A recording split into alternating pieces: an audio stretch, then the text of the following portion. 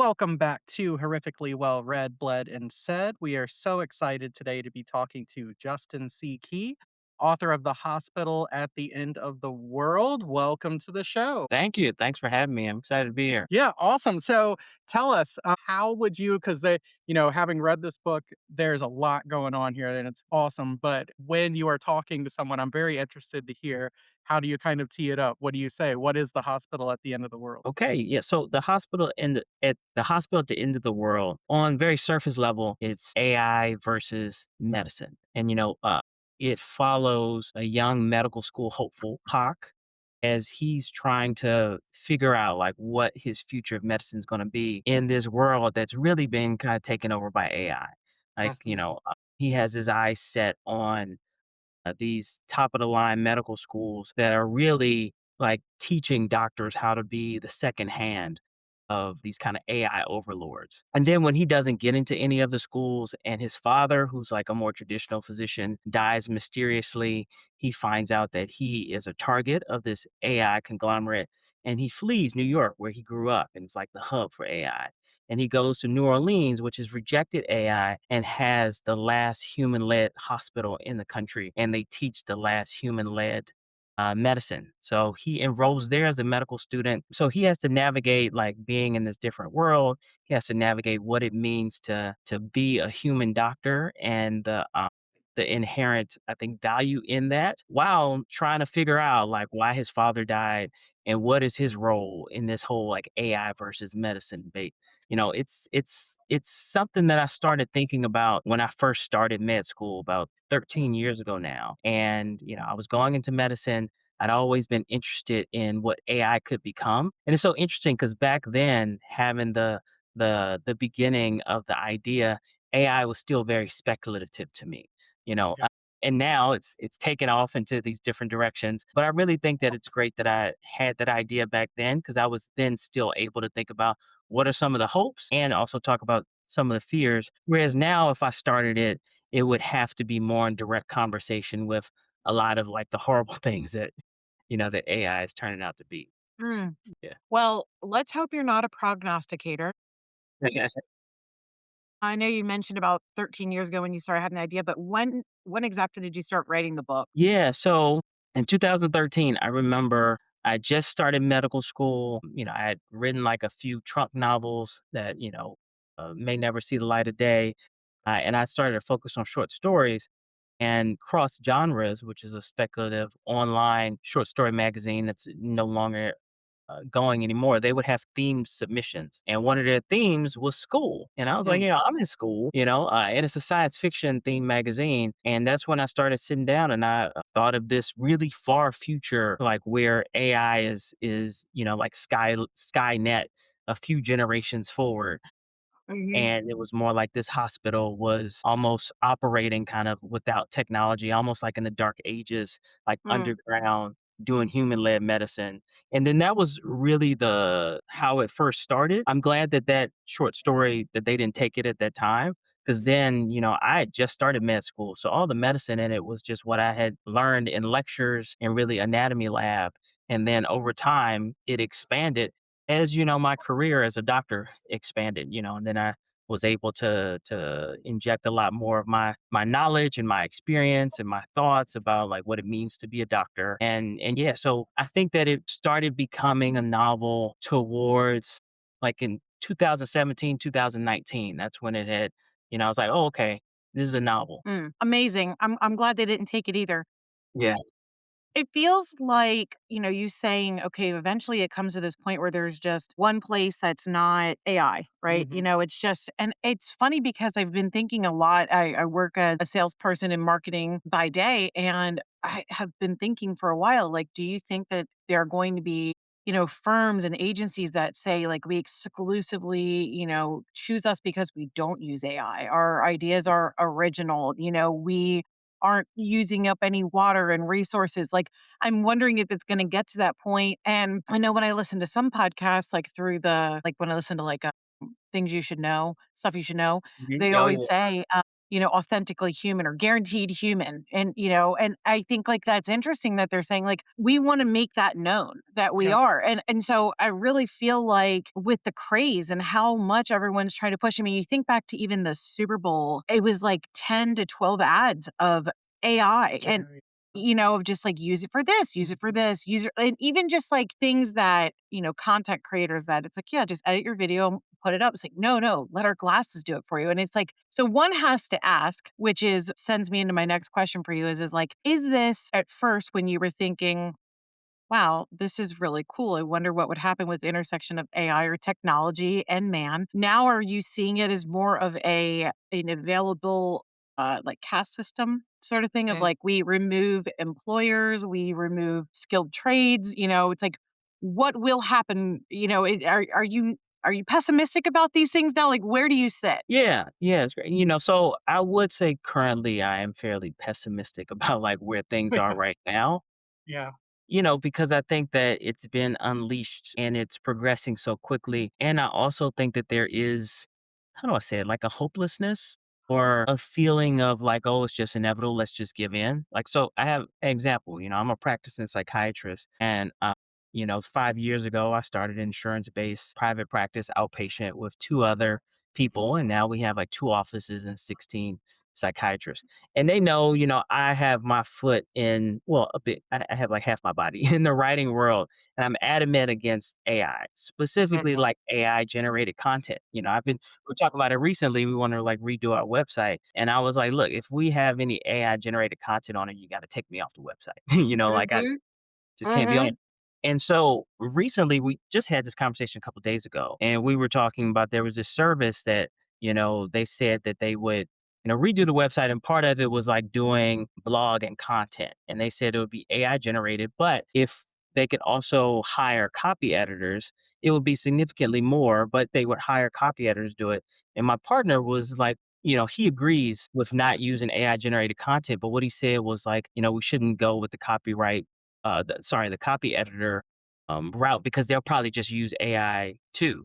And I was like, well, Now, wait, if they are, you know, if they've been doing this, as their career, like I've been right. doing it, they probably have strong feelings about this, I think right? they Mhm. do. Yeah, It's interesting that you say that though, because one of the things that I work and sell with is like everything that's happening right now with generated engine optimization, meaning like when before you would Google search something and now people ask their large language model any question and a business is hoping that they show up there and they're referred and whatnot, right? But you have to have the content there to be able to direct the in order for AI to direct it to the recipient who's asking the question. And so one of the partners that we work with, we're saying we will use AI to analyze all the content. But then when we remediate it, we promise you that it will be written by a real person. And I yeah, was like, that's really interesting that you're making the distinction for that because it's like, have you had complaints for it? Do you realize that like it just can't do as good of a job? You know what I mean? Like, I didn't poke and prod as to why, but the fact that they felt that they had to disclose that as like a selling point, it also just feels like the story you just shared really shitty that I'm sorry, you're going to have to pay more for someone's original thoughts. yeah, Yeah. It's like, yeah, that's considered it's like my beef with always calling things organic. What you should say, no, that shit's not full of chemicals or like Well, it yeah, feels yeah, like it's everything else is chemical. You label everything else as chemicals and organic should just be real. yeah. It's also funny that it feels like, okay, the upgrade is using real people because you're That's gonna what I have to mean. spend more money on that, Mhm. you know? Which I feel like inherently says it's not gonna be as good, Well, which I know that doesn't necessarily have to mean that, but because it's a time amount, but I still think that if you've ever used it or, like they try to force me to use it at work and things mhm, like that to expedite, my output, if you don't ask the right prompt and yeah, you're not doing that stuff, like you're not going to get anything good. And so right. that's why you need a human. So I applaud you for being like we're not going to do it. And the other week I was with another company and they said like they had someone like you that was in the marketing department that was like, I refuse to use this.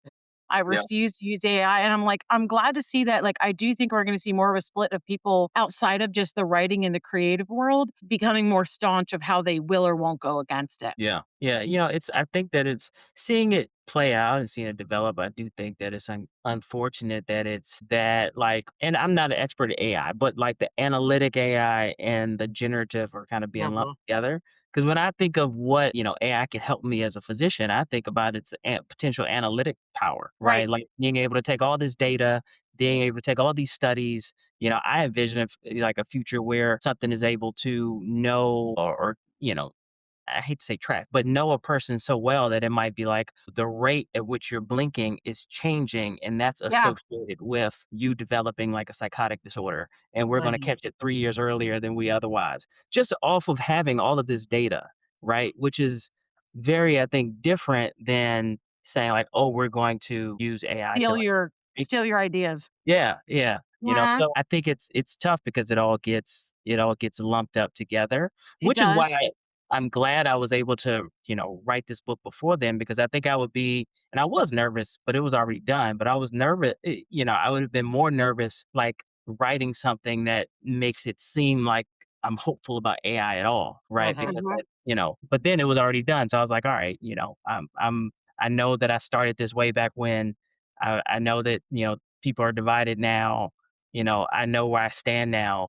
Hopefully no one gets the wrong idea about like what this book says, or they might be like, oh, this is pro AI when, I definitely think it's not. But there is a place in my mind where technology can be a tool. And just Right. let's see how it plays out. No, I actually was I think I was telling you this, Adam, or also I was telling my dad, but there's a guy who received a diagnosis that he was gonna die. Like, it was like an irreversible disease, and, he started doing a ton of research and was using, like, an AI to look at it, and this AI was like, "Hey, why don't you try this type of drug that, typically is treated for, I don't know, let's say seizures, but your condition, you would never be, a physician would never recommend that. But we think because of these other traits that, the technology thinks like it could work for you." So he said he had like a hell of a time trying to find a physician that would actually just even let him like guinea pig himself. Anyway, the guy went from having like a 12-month, like, you're going to be dead, to he's been like alive for 10 years now. He's still dying, but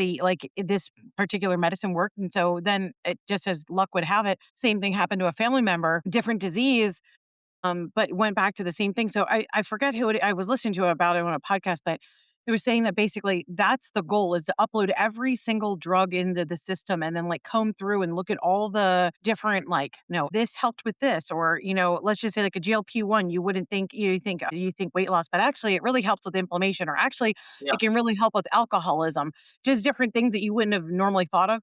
So I do feel like that is a real benefit of being able to go through things like that, which is a lot different than, like you said, stealing ideas, stealing art, stealing creativity. Like, this is something of more like using it as a tool to aggregate findings that a human has already done. Yeah. Yeah. Yeah, 100%. And then I think that the conversations we would have around it, which is like more like some of the things that I was trying to get at in the book, then can be, okay, where is it's still important to have like human interaction here, right? Versus like Right. now, it's like where should humans be in writing a book? And it's like at every point, you know? Yeah. Absolutely. No, that's such a good point, differentiating, because I think now we've turned AI into a I'm for it or against it, and that's Yeah. not really, like, the conversation necessarily that should be happening. Obviously, generative AI and saying, you know, art is something that I think the human part of it is such an important aspect of its creation, right? Like, Right. that's what makes it art, but We also use AI for like the safety procedures in our car. right, And Yeah. so we don't hit things and we pass appropriately. So you're right. It's just all lumped together. So yeah, so it's like, part of what makes art great is the human aspect of it, in the sense of like it's not going to be perfect. There are parts that are messy because like when you're reading a book about someone, their mind, you might be diving into a mind that's not going to have perfectly generated thoughts and things like that, and that's kind of part of it. But what was really interesting reading this book is it really did make me think, okay, the human part of going to see a doctor and talking to him and empathy and all that kind of stuff is so important, but then at the same time, when it comes down to the decision making, do you want there to even be the possibility of human error? And that's kind Yeah. of like where like this sort of like company that has taken over kind of plays on that fear, right? Of like, are you going to trust this thing that has synthesized every single journal that's ever been created? Or this guy, I think the head of the company says a really great and long-standing practicing doctor has seen, what, 100,000 patients, whereas our Right. program goes through all the billions of different things, and it's such a good argument, like, overall that I can see where a world like this, we could eventually get there, right? And that's Oh, what's great definitely, about, like, definitely. a sort of, like, near future parallel world, kind of thing that you created here is. And so I just want to know, like, world building to me is so daunting in Yeah, yeah, yeah. creating, because you created an entire world, from the opening scenes in New York to the really awesome, section of him trying to get unnoticed in an AI world where everybody knows everything and you have to use it to do everything, trying to get unseen to Louisiana, like the only place that he can really get to. How did you like approach that, creating this really lived in sort of future? Yeah, so it's interesting. I kind of created it in a backwards way. And what I mean by that is it originally was so far in the future that I had to redefine everything. And I think I bit off a little bit more than I needed to chew for this novel. And I think it was, a lot of times with first novels or first starting to write stories, it's like, oh, what I love about this, what I love about that, what I love about fantasy. And I remember, okay, I was like 200 years in the future. So, geographical lines are going to be different. So I had it to where like the city he was living in was actually the same city as all the way on the other side of the planet, because everybody's so interconnected that it really didn't matter where you were geographically. There was like supersonic travel and all these things, like the AI is like monitoring everything. And so there's more sophisticated ways to, I think, get under their purview. They're making decisions for everything. And then, I brought it a step into the future. So I already had all of these different aspects and all of these different technology. And then what that allowed me to do by having it like 20 years in the future and starting in New York, where I Mhm. did my training in Manhattan, it's like, oh, a lot of things are still going to be recognizable, right? I think that 20 years ago, they had air conditioners hanging out the window in broken elevators. I think in 20 years from now, they're still going to have those. But Yeah. then, what are some of the other technologies that are going to sprinkle around? Like, where are they starting to kind of permeate our everyday lives? Like, for example, like walking down streets of Manhattan, 20 Mhm. years, like the main difference may be that everybody's like looking at their phone, but that's a big difference in terms of how people interact with each other. And then just thinking about science fiction like stories that really stuck with me. I forget the name of it, but I remember the Black Mirror episode that Mm, had to do with social media and where it's really funny. Like I think something everybody is rated, and this main character something went wrong. She starts getting this rating lower and lower. Yeah. And it just, so it makes me think about like, okay, what if everybody is able to like immediately like see this information about people or Yeah. seeing things through this lens? How would that, affect society kind of in my world. So I kind of jumped into the deep end and then I kind of came out and then I was like, oh, what's sticking to me? Like what do I kind of want to use? So that's kind of how the world came to be. That's really cool.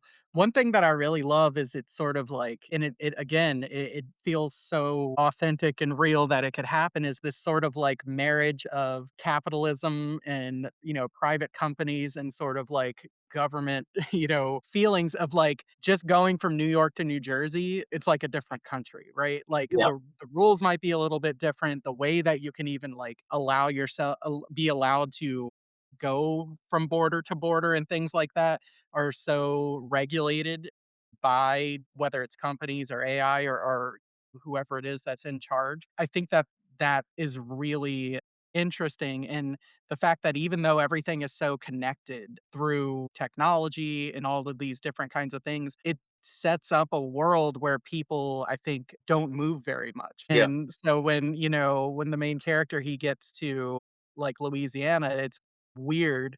And obviously Louisiana is kind of its own thing in this story, but even when he goes into New Jersey, they're like, "What? You're from New York. Oh, that makes sense why I don't really understand you or know things about you." And it kind of shows that even though so many things are connected, technology also has this weird way of isolating at the same time, right? Yeah, yeah, yeah. And I think that one of the things that I was tapping into or thinking about now is, unfortunately the different divides I think that we have in this country. And without there Mhm. being like, for example, like even a civil war, I could see it going towards being like where these different regions are more and more kind of independent from each other. I think there exists now, depending on who you are, like I think like moving to different places in the United States would feel different than moving to another group of places in the United Right. States. Like if I had to, for example, if for whatever reason I needed to up and move my family from Los Angeles to New York, it would be a big change, but it would be different for, like, for example, if I had to move to the Midwest, and that I've never really lived in the Midwest, so it could just be, not knowing that as much. But I think that it would, like, you would more likely may see people move from these similar types of like cities versus moving to similar places where they're known or where they feel comfortable or what have you. So I could see that going in the direction of being more and more in the future. And I can see, like, I think technology kind of ushering in that too in some way, depending on like where people get their information, where people get their news, like what you can already, I think, see it like different people's different algorithms. They could be right next to each other, but their social media and their news and their Facebook can look like totally different.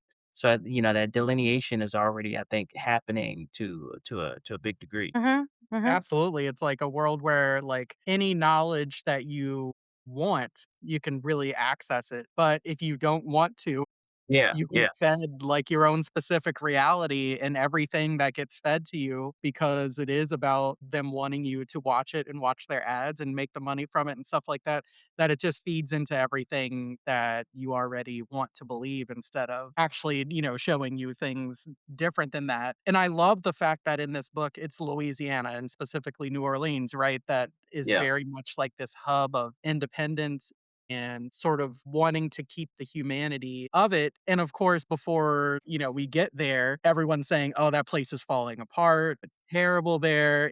All the things that they're doing to try to help with weather issues and stuff like that aren't working and all that kind of stuff. So there's like this smear campaign against it before we ever even are introduced. And then obviously once we get there, we realize that is not absolutely the case at all. So I just want to ask why Louisiana That's what specifically? I was Um, wondering too. and sort of, obviously, and it talks about weather issues, obviously Katrina and sort of dependence on government that then 100% let down the community. And that sort of probably, I can see an independent streak developing from that. And the way that you sort of built on that was awesome. Yes, yes. So, full disclosure, I'm not from New Orleans. I'm from Washington, D.C. I haven't actually lived in New Orleans, but it's connected with me on both a personal level and a literary level. Mhm. When I went, one of my good friends, like one of my best friends now, he's from New Orleans, and I remember he's 2 years above me in college, and I entered college in 2005. And one of the first programs that I went to was called Faces of Katrina, and he was actually fundraising for a family that was displaced. So I think that Hurricane Katrina happened, when I was 18, and that's when you're becoming an adult and you're starting Mhm. to be more aware of like the world, and I'm entering college, etc. So I think that time and tragedy, I think for the country and the rhetoric around it was fairly like ingrained in me at that time. Big George R. R. Martin fan. The Fever Dream, I believe, is set in New Orleans, at least partially, and I really loved what he did with the setting. So when I started set down to think about like 200 years in the future, I just for whatever reason, my mind was like, this is a future setting that used to be New Orleans. Let me kind of like put in some hints here and there so that people could be able to pick it out, though it was named something totally different in the future. Then as I brought it towards the present, I did move it around a little bit. I was thinking, okay, where would I want it to be? At first, it was a thought of, okay, like where could somebody get to on foot? Because traveling from New York and trying to stay off grid. I knew I didn't want it to be in DC. I grew up in DC, but I'm not big on stories in DC for various reasons. I knew I wanted to start in New York because that's where I learned medicine, and I feel like I could ground the story in that. I thought of University of Michigan, but I never really like been there. And I remember just thinking like, why not go back to New Orleans, like where it was, where it started. And then I was thinking about, okay, what about this city's drawn me to it? What are the things that my writer's brain could like, expand on and play with? And I remember visiting there like several times. One of for my best friend's wedding, and he had like I forget exactly what it's called. He'll kill me. But that some line. But anyway, at his wedding, he had like where they'd all get in the line and be all this music, and it was great. Mhm. And then just the food there and the culture, it felt like very specific to the place there. They have, the universities and institutions. They have a great medical school there too, and all medical schools are going to be connected to a hospital. So it felt right. It had everything that I needed to tell this story and to tell it in kind of like a potent way. And then thinking about Hurricane Katrina and thinking about that disconnect between the city, feeling like they're kind of like left behind from the country. I could see that playing out more as climate change gets worse, and like a recognition of like, okay, the way that the country is going is not in line with like what's best for us. And if you even think about now, just with AI and how much energy it uses and what have you, like it can, I wasn't thinking about this back then because AI hadn't come up yet. Yeah. Yeah, but I think that that applies too. Like when you think of climate change and what cities may geographically be most affected by like those type of environmental issues. Yeah, I mean, that's a really great point because when we look at sort of where data centers are getting placed and the pushback from people and communities that maybe would not have expected it because of the environmental impacts, that it can have, it definitely seems like they're trying to place the data centers in either more rural areas or maybe poorer areas that it's like, "Oh, you guys kind of like need this boost to the economy and things like that." And it's kind of like that deal with the devil, which is, Yeah. thematically something that happens a lot in the book that you've written here too. So that's really interesting. And definitely it just feels right because it feels like, New Orleans is a place that just feels so singular. A lot of other places do too, but LA and New York and that kind of stuff, they're so big where it feels like this could really be a place where this community kind of is created. So I really loved that. I do have to stop and say I'm from BC too. I was like, when are you going to do this? So Yeah. so in right around the same time, because I started college in 2001, so, Okay, um, cool. where were you from? So Southeast DC, so by Potomac Avenue station, Okay. one of my villain origin stories, I guess. My mom worked at the Library of Congress, so that's Uh-huh. why Oh, wow. she was a librarian there.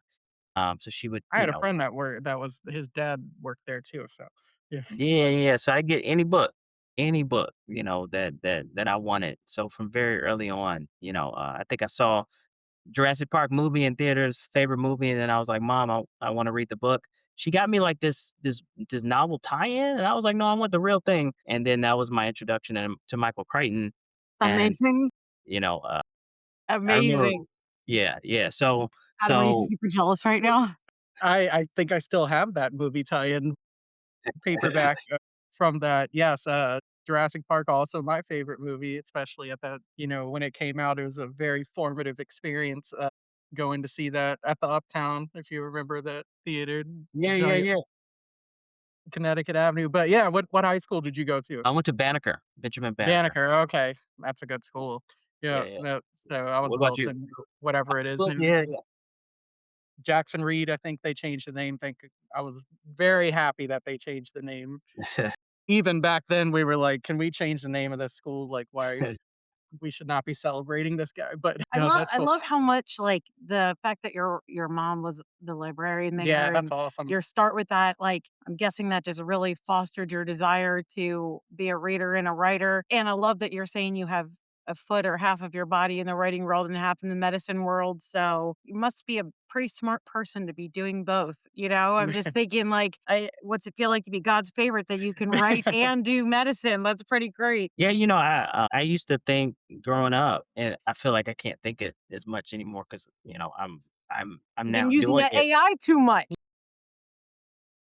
I I used to think that authors were like the smartest people on the planet, just in Yeah. terms of like what I saw them do in books and put like the plots together and the words and characters and all that. I was like, these are amazing people, and I, always wanted to strive to contribute to that, and I definitely don't feel as confident as I thought I would. I thought that like if I got to that point, that I would then feel like I'm the smartest person on the planet.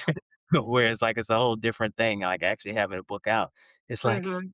can I actually do anything at all? But I'm able to get over that voice. But yeah, from very early on, where reading took me, what it did for me, where it expanded my curiosity, you know, I knew I wanted to contribute to that. So it's been very cool to be able to do it. That's awesome. In your current practice right now, because I know we're dealing with more of like in the book, more of like the medical, but Mhm. like with the psychological part, are you seeing people come in and saying, well, I was talking with my AI person and, could you see a sequel to this book of taking it from that perspective of how creepy. Yeah. Like people trying to self sort of like Well, just like that, you don't even get the therapist anymore, right? mm, Like, because Yeah. I mean, Yeah. you see people like there's been people online where I guess they've actually made adjustments of, people just really.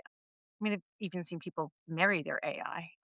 Hadn't heard I, it before. Man, yeah, yeah. but just basically being like, this is my therapist, and it's great. Like, if you want to, yeah, guess like, but it's like, how is that a substitute for a human? So, are you seeing that currently show up in your practice? And could you see an extension of this novel yeah, of just creepier things happening in for that way? psychiatrists, yeah. Of like, Yeah. I've noticed that you might be willing to commit a crime, Oh or my. things like that. Mm. Yeah, minority As I was Yeah. saying, the Minority Report, even the book, if you guys haven't read it yet, The Dream Hotel, where they were like, "Hey, if you're having trouble sleeping, like, we can put this device in your brain." And it's like, "Okay." Well, then once everybody gets it inserted, they're like, "Yeah, we're gonna have to detain you and, like, imprison Yeah, you yeah. haven't, like, committed the crime yet, but you're really most likely to." And Mhm. that is a good book. Yeah. But anyway, sorry, stay on topic. I'm sorry. No, so I think there's 3 different threads here, and one of 'em I'm gonna touch on really quickly, and it's interesting, I think, with psychiatry, like, something that could read people's minds and how it may interpret it, because a lot like, what I deal with, some patients are that they have, like, really dark thoughts, but it's OCD. It's not actually, like, urges. These Right, are intrusive thoughts, so it'd be interesting, like, how a machine may like, how it might, misinterpret that or, like, right. cause action. So and then okay, how I've seen it. So I've definitely heard a lot about the, effects of AI.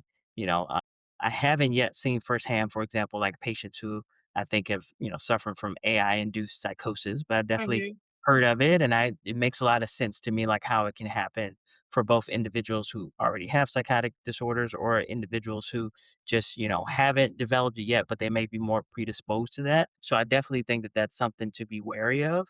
I have had patients talk about using it as a therapist. I had one, so I do a lot of therapy as a psychiatrist. I do more than most. At one point, half of my hours, were therapy hours. So maybe like 20 therapy hours per week. Now it's closer to about 10. But I had once somebody who was talking to ChatGPT during our therapy session. What? Tell me more. How did that go? It was like So the 3 of you were in the room all discussing a problem? Be like, "Hey, is he right?" Right, that's what I'm well, wondering. that's basically actually like what happened. And I remember, I given like I see a a whole Key and Peele skit in my head right now where he's like, "Can you hear what this person said? Can you Yeah. believe my Oh, I therapist can't just said even this?" Like, imagine. I'm in the room right now. I'm literally in the room with you.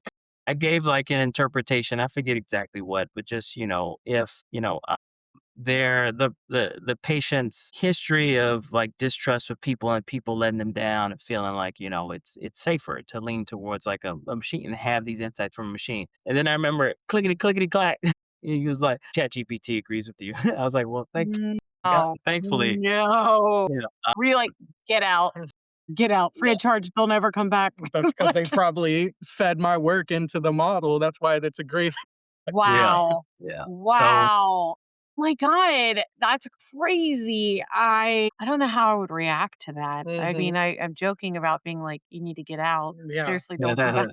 But, no, I could totally see that as like a skit or, just because it is. It's like your AI or LLM becomes like this. I mean, they're like I've seen some things of saying like what can be accessed through court records and like yeah, yeah, things yeah, that you're willing to tell AI is even yeah, deeper than things you're willing to reveal to your therapist. So, yeah, pretty yeah. fascinating. I feel like they should just stick with a vampire, like in what's that? The original. It just went right out of my head.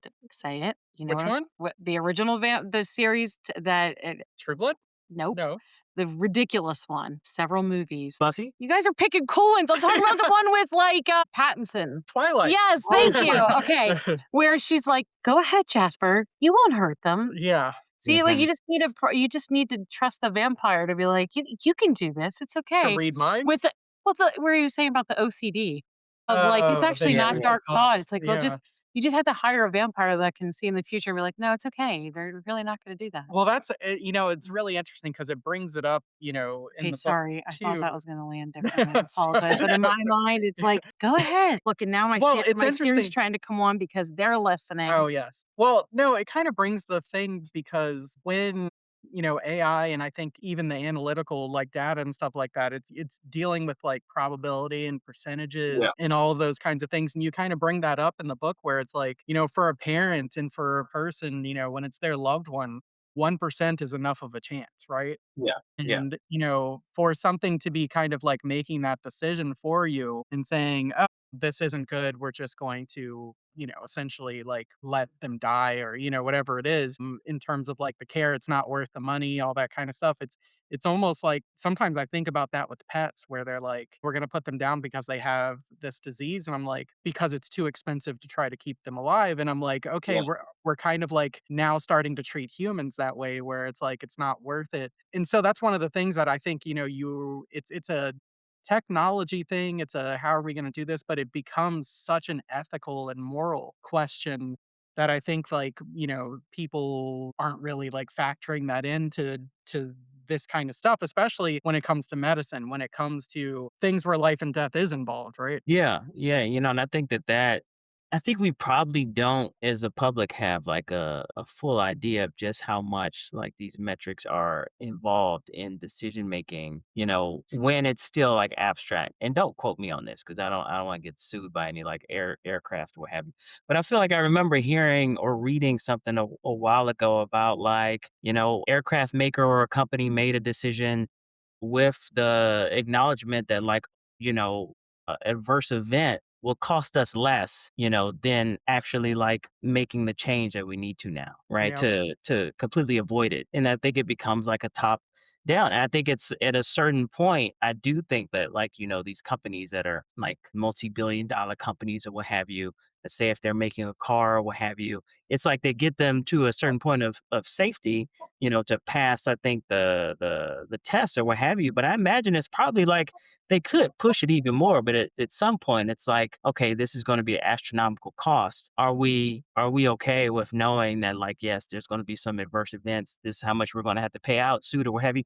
I do think that those number games are already probably happening there to some degree. And I imagine like an AI system that let's say if there's a company that owns a hospital, owns the pharmacy, owns the insurance, pays the doctors, I think that there is going to be inherent in an AI's calculation is like all of those aspects, right?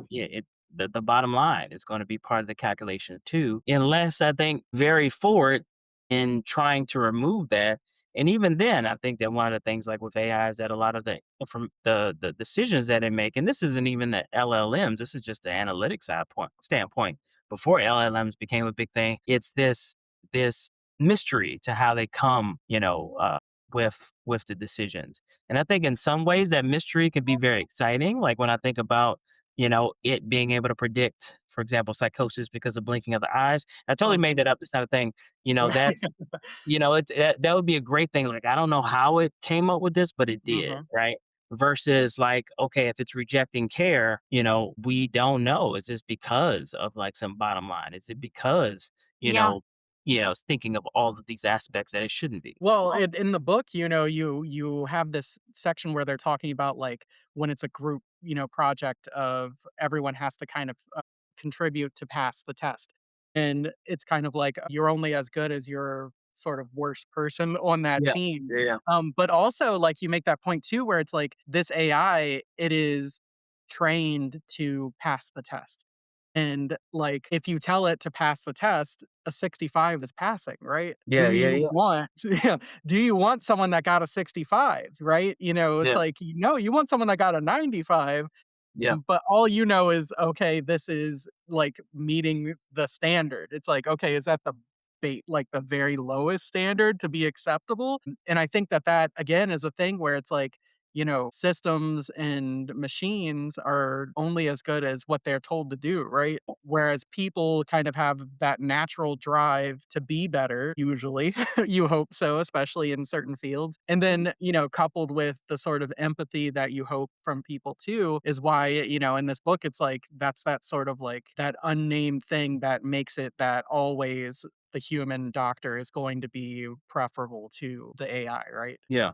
Yeah, and I do think that there's something about being seen, I think, by people, and I think this very specifically or particularly, I think, applies to psychiatry and therapy. I do think that there is some inherent value in, being seen and heard by like another person in the same way that, with the World Cup is going on right now, there's a bunch of robots. Nobody who watch, they could do Mhm. perfect things. If it was basketball, shoot 100%, but the fact that we watch it is because somebody was, like, made out of like, fallible stuff like us or doing Right. these, amazing feats, and I do think that that is a inherent part of, like, being cared by for somebody, whether it's, like, going in with your surgeon and, that moment before of, like, seeking comfort.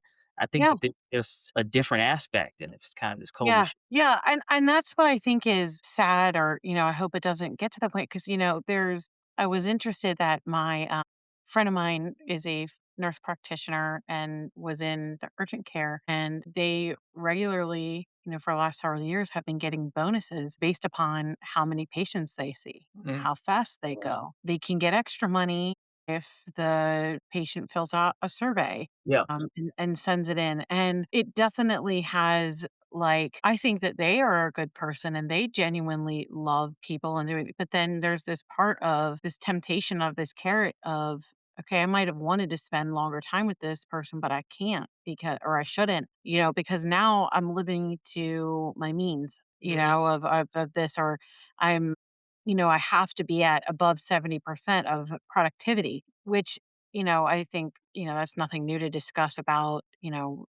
medical being turned into for profit and streamlining and things. But I love how you're saying like that books like this, I think you bring out the humanity and why we it's almost like a really important part to is as it's so easy to be divided by people right now to realize like there is something so special about it. And like you said, like watching someone hit the crossbar and Mhm. screaming at it yeah, and also, because what is the joy in what, if you want your cans to be like sealed 100% properly, great. Yeah. But there's a lots and lots of parts of this because otherwise what's the point? Mhm. Where's the joy? And I felt a lot of that even in during COVID, where it was like the regular parts of life, of regular human interactions, it was like, well, that's great. Like, I don't have to go to this birthday party or I don't have to get dressed for this. But then it was like, what am I even spending this money on? Like, what am I doing? Like, why am I even, it's like there has to be this balance. And I think your book really shows how quickly that balance can be thrown off. And,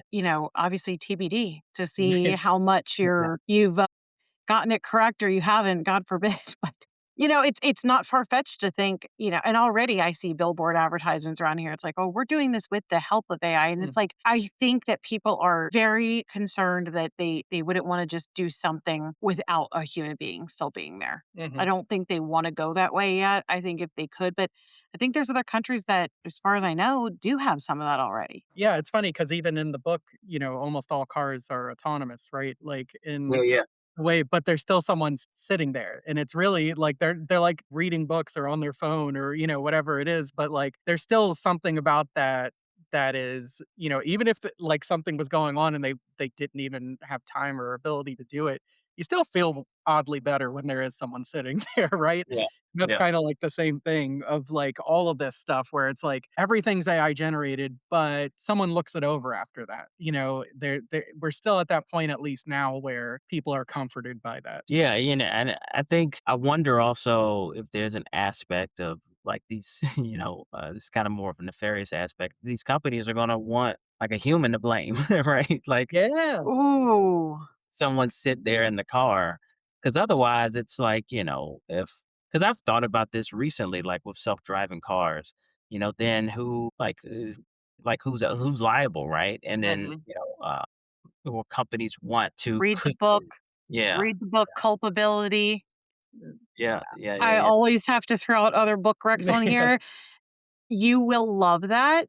because that's exactly it. It's in self-driving mode. The whole family's there. They end up into an accident where the collision results in 2 deaths, and the entire book is Who's who's at fault. yeah, And it was the teenage son driving. yeah, Uh, in the driver's in seat. the driver's seat, right, checking texts. And so it is a whole bunch of shit that comes from that. Actually, we had talked a lot to Alma Ketsu about AI and Mhm. algorithms and things like that. So I had sent it to her. I'm like, "You need to read this." And she was like, I'm going to, but like you're another person that I think would really enjoy that because it does get into those aspects of like the humans and the minutia. And just recently here, I don't know if you saw it, Adam, but there was a self-driving Tesla that crashed into the outlets in Mm. Lancaster County. Oh, wow. And the comment section was like, dude, even when you're having it in self-drive mode, like you still have to be doing this. You need to be doing that. Other people being like, no, I've never had a trouble getting a parking spot. It parks fine. Like, everybody was looking for the blame. Was it the system or was it the person? And Mhm. where does that end up? And I think that'll just become more common. And that's one of those things that would have to be legislated, right? And that's a And Yeah. there nightmare. is none.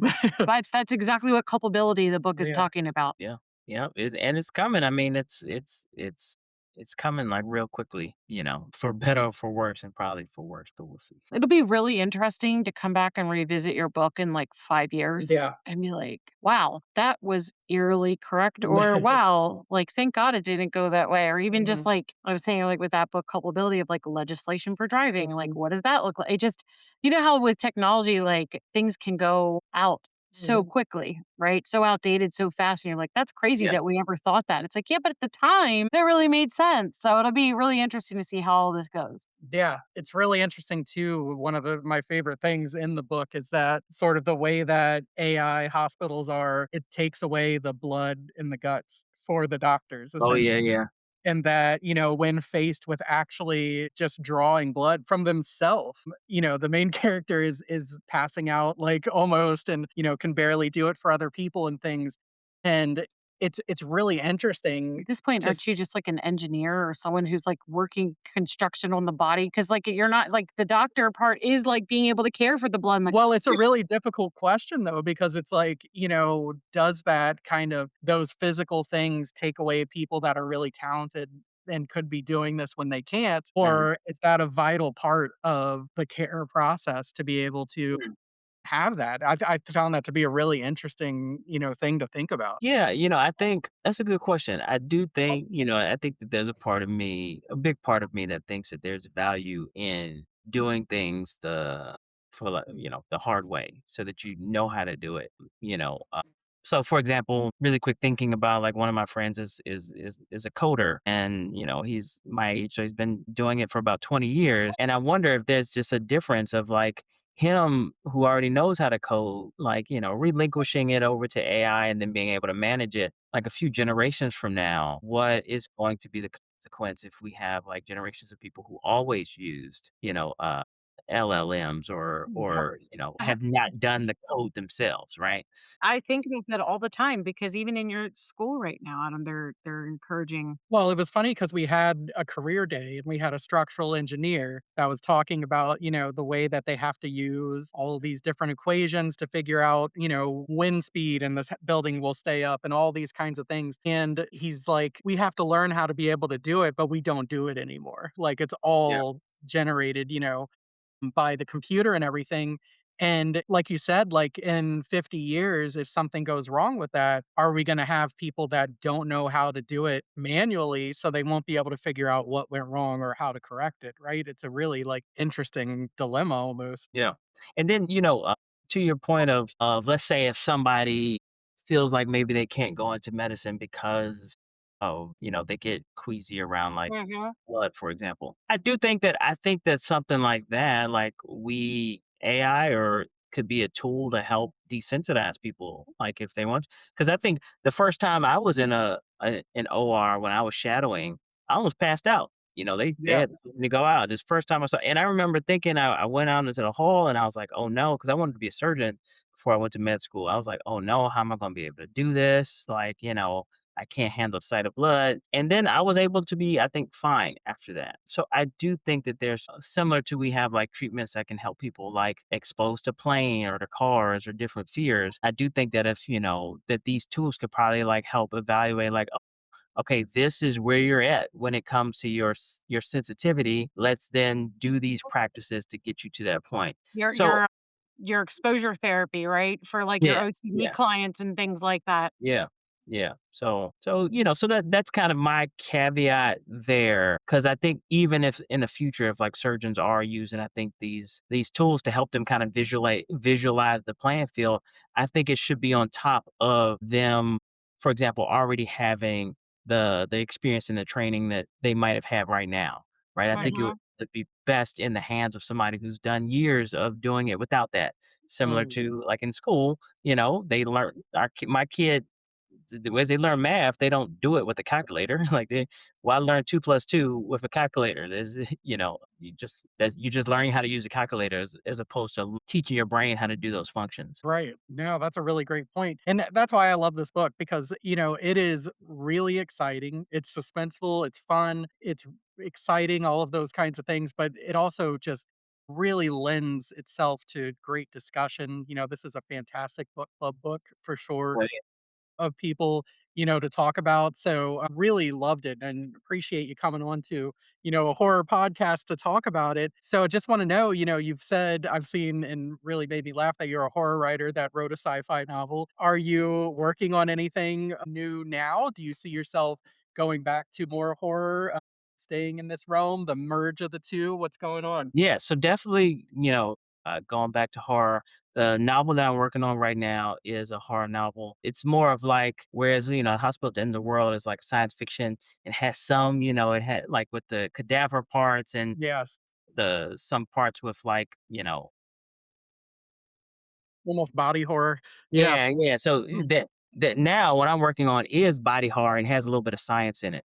okay.